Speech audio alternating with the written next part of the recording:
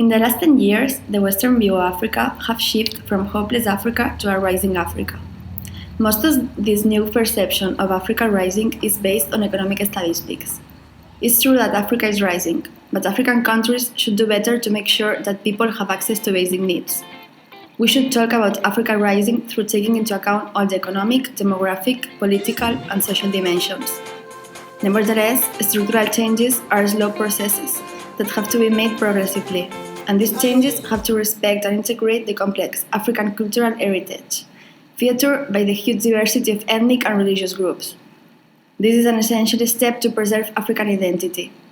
From our point of view, combining conservatism and innovation is a key point to bring stability and a steady growth for the continent.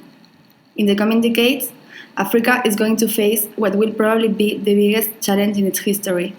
The continent is experiencing a runaway growth of its cities, and although terrorism and religious fanaticism takes the headlines of the newspapers, the main challenges of the continent are urban demographic explosion and the resulting environmental challenges.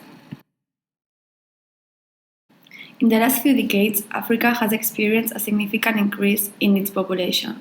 Its current population has multiplied by 5 compared to the 1950s, and the continent's rapid population expansion is set to continue, with its inhabitants doubling from 1.2 billion to 2.5 billion between 2015 and 2050, and probably reaching the 4.2 billion by 2100.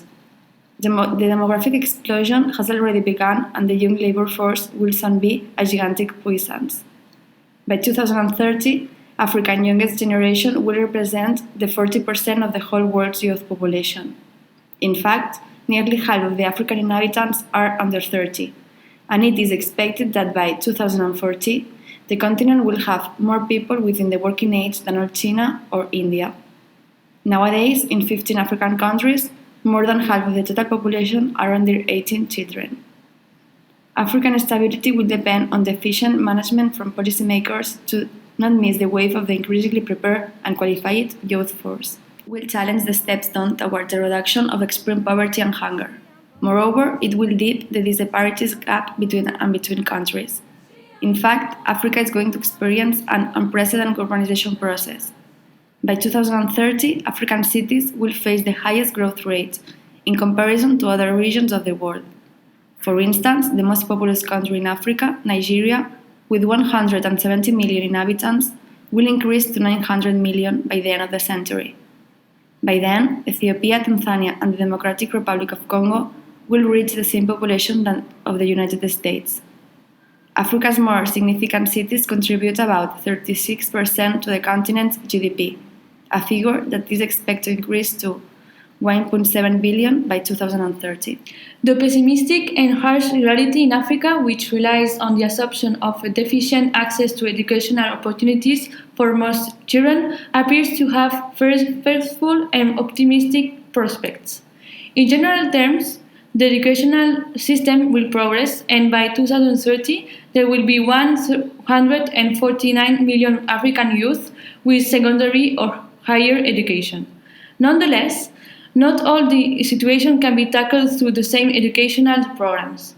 In particular, the situation of children in rural, poor, or conflict-affected areas will require special efforts. From the 200 million Africans between the ages of 15 and 24, more than 75 million are unemployed. Many African governments are struggling to assure food security for its citizens. They will require technological, environmental, and agricultural revolutions to scale up food production systems to meet modern production efficiency. One major issue is that as much as 80% of Africa's agriculture still depends on rain and not on irrigation. Africa needs an agricultural revolution to be able to feed its growing population and protect food sovereignty. In the same time, it needs a new change of productivity in the manufacturing and service sector, as both will be crucial for creating jobs. At the end, 2013 is a risk and an opportunity. The fate of Africa depends on the governments of each country and its ability to meet the needs of its citizens. Economic growth at the beginning of the 21st century may be the last chance to preserve strong states by improving their administrative capacity and strengthening their identity. In this process, external education and training should be placed at the center. Despite the clear evidence of sustained progress, there are many scholars who remain questioning the transcendency of the African uprising. Generally, the scepticism through which the African history is still viewed as the result of ignorance. Yet, many questions remain. How will climate change affect the continent? Is Africa going to achieve the Sustainable Development Goals by 2030? Or is education going to be a key driver of progress?